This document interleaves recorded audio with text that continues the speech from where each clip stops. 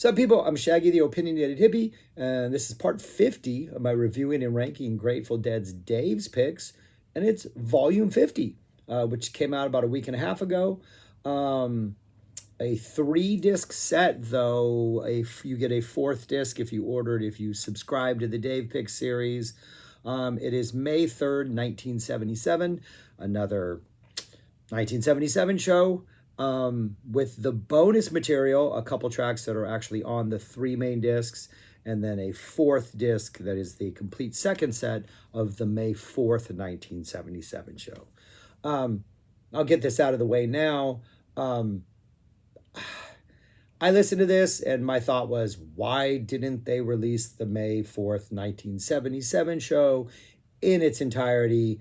But then I realized I think there is a tape circulating of this, and it's really poor sound quality. And my understanding is like there were no good, like the first set was missing for some of the May 4th stuff, because what they have here for May 4th is amazing. The May 3rd stuff, the primary release, is pretty solid. It's a pretty fantastic release.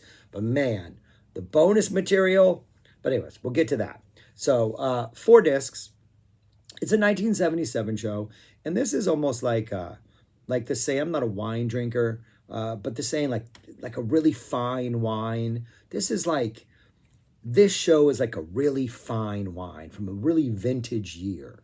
Like we all know 77. If you're a Dead fan, or if you're now becoming a Dead fan, 77 is a vintage year. Arguably, some would say maybe their peak year.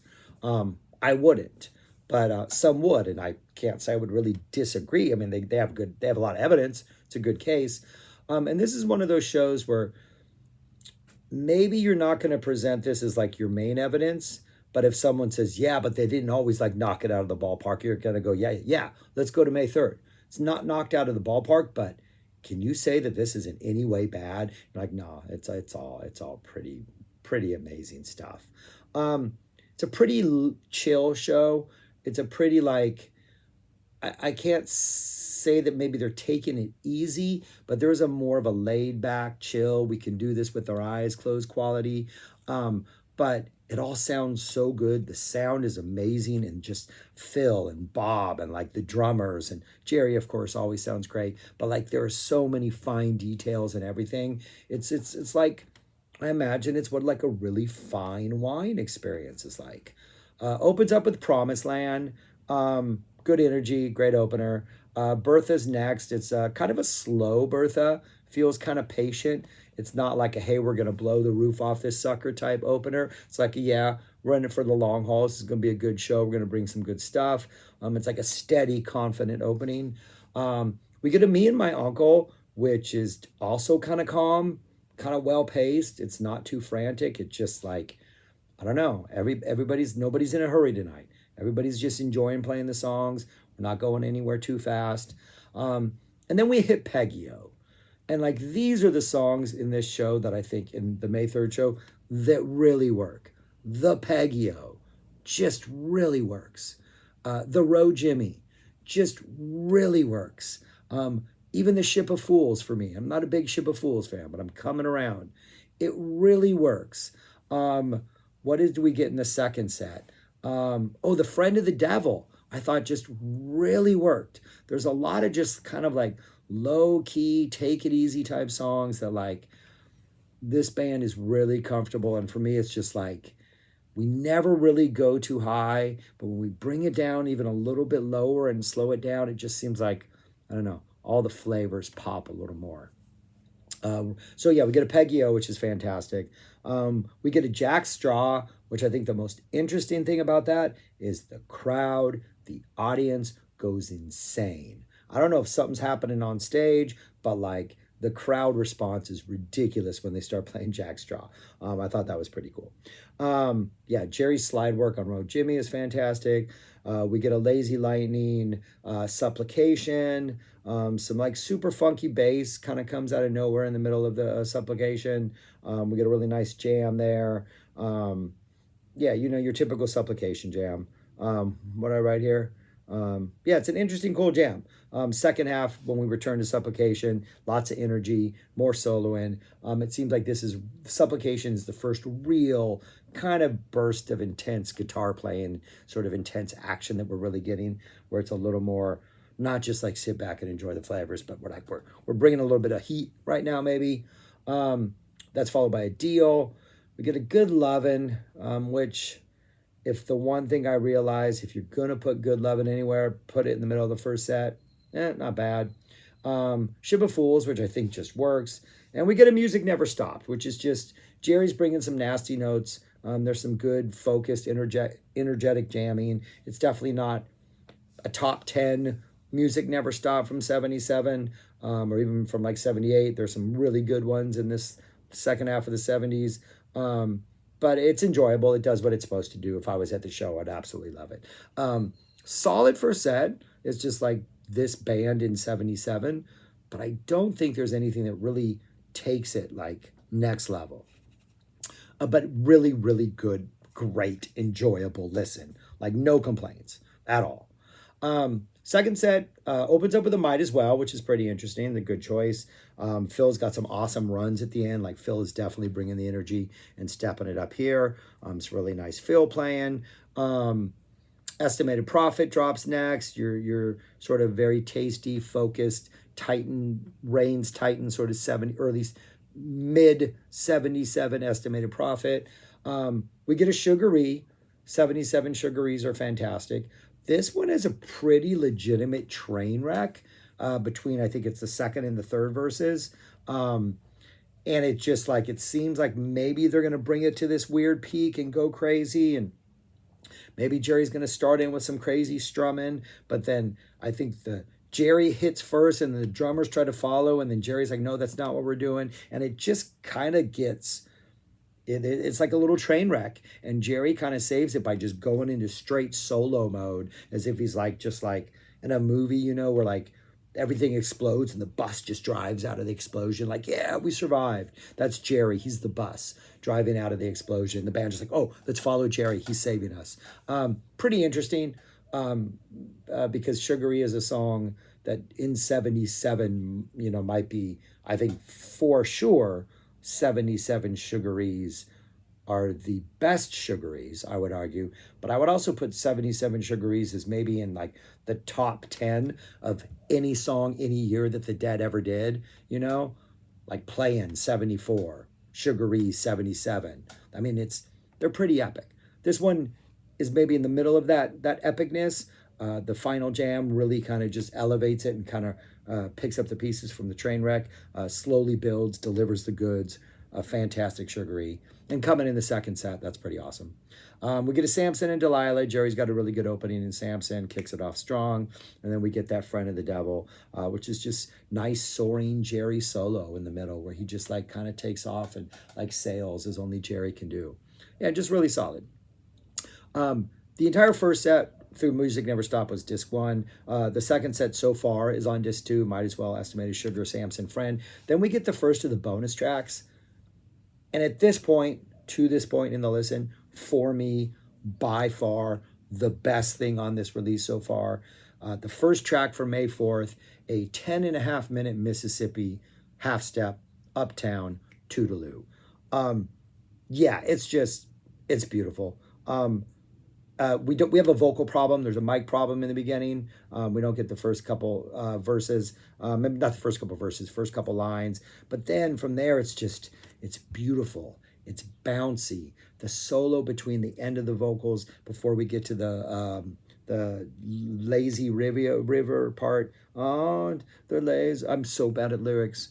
You know the part, the ending coda part, that first sort of solo, it's just epic and it's soaring and it just keeps going on and on. It is just absolutely beautiful. And then they go into the across the Rio Grande. We get to the across the Rio Grande part. And then even that just like immediately takes the energy that had been left off from the first solo and just starts spiraling, just like this building up and just like the river's just getting more and more crazy. It is just absolutely beautiful.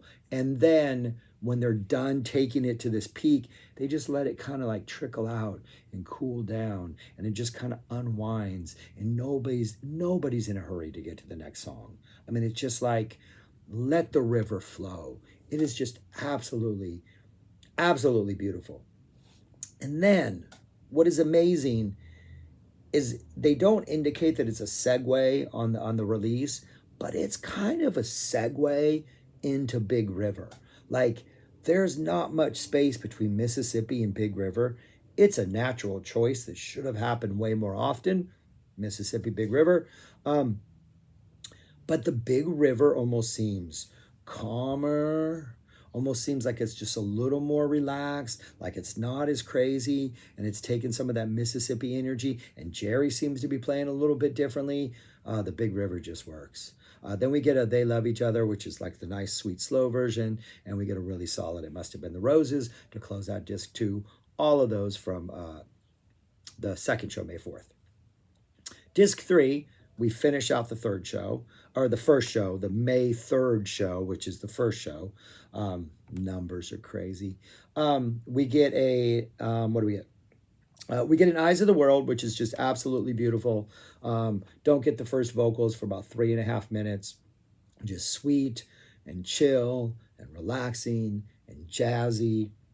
And it's a 75-degree summer's day, drinking lemonade, you're enjoying life. The solo between 2 and 3 starts to get a little bit nastier. We get a little more of a dark vibe in there, but that kind of doesn't really last for long. The whole thing just feels perfect. At the end of the final verse, we kind of get a little bit of a solo, and then things start to kind of just melt down and like just kind of fall apart. And we go into a pretty awesome little space section. It kind of sounds like Jerry's playing Crazy Fingers at first, like he's dropping a little Crazy Fingers action. But then essentially what we get for about 3 minutes, it's kind of just Jerry, just kind of going off and very minimalist. Like, I think Phil's dropping a couple like very sparse bass notes, but Jerry's just kind of doing some stuff, finger picking some little melodies and just kind of playing. And it's a really nice like 3+ minute section between Eyes of the World, which then goes into an absolutely awesome. The segue is awesome. The choice is awesome. The vibe is awesome.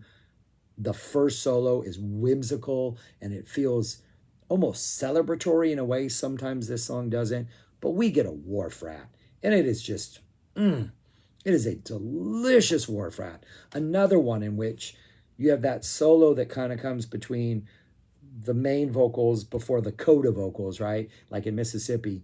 And that first solo has this energy and this like just life to it that we finish off with more vocals. But then as soon as we finish the song's vocals, Jerry's again with that same energy, that same life, like picking up right where he started and just like taking off. Absolutely spectacular.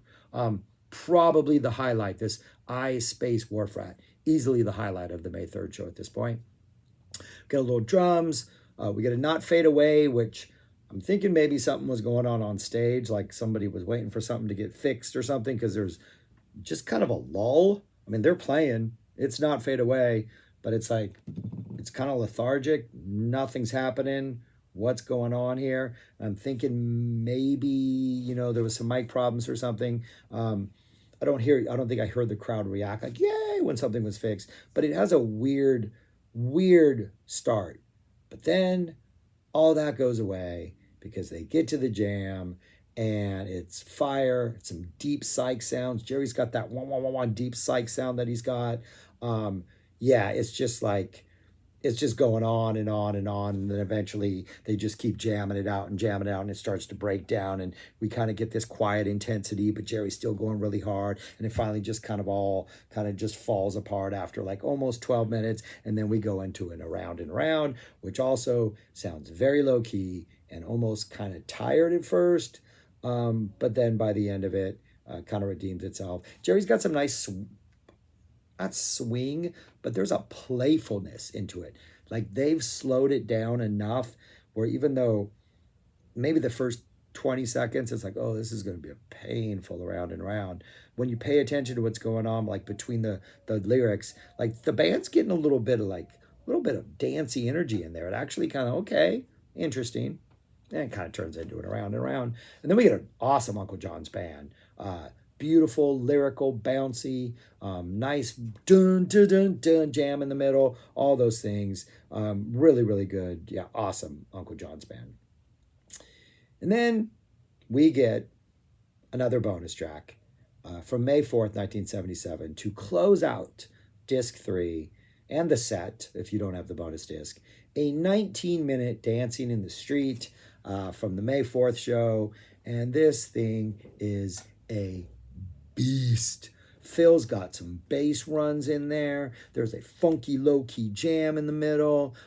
We even bring it down even more and get even funkier and even more low-key. But at the same time, it still has this like dancing vibe. It goes into this really snaky, kind of dark in the corner psych jam for a while. Like this is a 19-minute Dancing in the Street. And like the band is on fire. Like they don't want to stop playing. Just like the Mississippi from earlier. And this is all stuff from the first set because the second set is the bonus disc.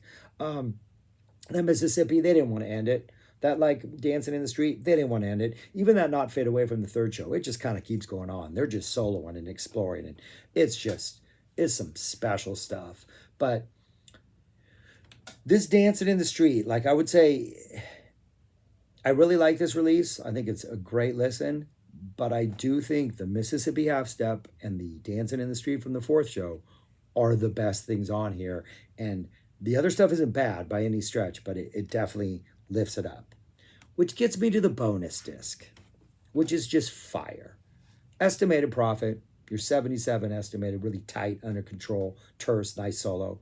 A Scarlet Fire. The Scarlet pretty much just kind of low-key jams its way into Fire. Doesn't get too intense or too go anywhere. Fire is your super... The segue on this is fantastic. It's almost... Yeah, the segue is almost weird circular thing, I imagine, at one point, where I think Fire came in and it looked like they were going into it, but they came back into Scarlet, and it was really awesome segue. Great energy, nice build into Fire. I mean, it's what you expect out of 77 Fire. Only about 12 minutes long, so it's not your most epic thing. Really awesome sounding Terrapin Station. Jam is pretty short at the end. But the song itself is performed expertly. And then what is just 37 minutes of heaven, an 18-minute playing in the band that really never goes anywhere. Like they get into that jam section and that's jam section and they just kind of bring it down, but it never goes to space. Gets really kind of low key, but funky and exploratory and kind of bubbling, and it's like simmering the entire time. What did I put? Low key and squirmy for about 7-8 minutes. Like it just doesn't go anywhere, but it's just like really active and like frantic almost, but not, but chilled and laid back. About 7 or 8 minutes into it, the drummers start actually playing like something that feels like a more regular, beat, propulsive type movement, but then it really doesn't go anywhere. Even before that, it just kind of keeps doing that same thing for a while. About the 15.5-minute mark, with about 2.5 minutes left, we start to get some energy. We start to get a rise. It doesn't feel forced in any way, shape, or form. It just feels like wherever we're going, we're just naturally going to have to rise. And then they bring it back down before sliding right into a Comes a Time. And perfect choice of songs. Fits the vibe perfectly. And Jerry's solo at the end, it reaches a point where you're like, okay, this is where Jerry would naturally wrap up the solo at this point. And then it's just like, no, he's still going on. And it almost feels like he's like, just like sticking his foot out the door, like, no, don't close this yet. We're still going. Like, it's almost like he's forcing the issue, but the band doesn't really care. They're like, oh, we just thought you were going to finish, but we're still there. And it goes on for just a little bit longer than you think it would. And every extra sort of run by Jerry or phrase or idea is just one more tug at the heartstrings, because it's a Comes a Time, man. And it's a slow, patient, almost perfect Comes a Time. Just absolutely beautiful. A May 77 Comes a Time. And then that goes back into a really nice playing in the band jam reprise. Get 8 more minutes of playing in the band, including the reprise, to end this set, this bonus disc, this awesomeness. It's a great bonus disc. So I had a hard time ranking this because I don't know how much the bonus discs should count. So I'm being kind of stingy. I'm dropping it all the way back at 23, which one, it's in the top half. Two, pretty much everything from like 40 up is ridiculously great. So this is literally, all pretty solid releases. But when I look at the quantity of the disc, like I'm definitely going to revisit that bonus disc far more than I listen to the actual release. And the two best things on the actual release are bonus material from the fourth show. The 5377 show, that's a solid 77 show. But the next night at the same venue, which apparently we don't have complete tapes for, is my understanding, is it's better. But it's still a solid release, and it sounds great, and I will listen to it. And it's the Dead. It's a deserving number 50. There's probably better shows I would have picked for number 50, but it's a good release. It's a great release. I would get it. I recommend it if you're a Dead fan. I don't know why you would be upset. Don't know why you'd be upset. Yeah. Anyways, let me know what you think. I went on for a really long time about this, longer than the playing in the band. So that's all I got. Thanks for watching. Subscribe, like, share, comment, do all those things. If you listen to this, let me know, because I really like it. And that's all I got. Peace. Talk to you later.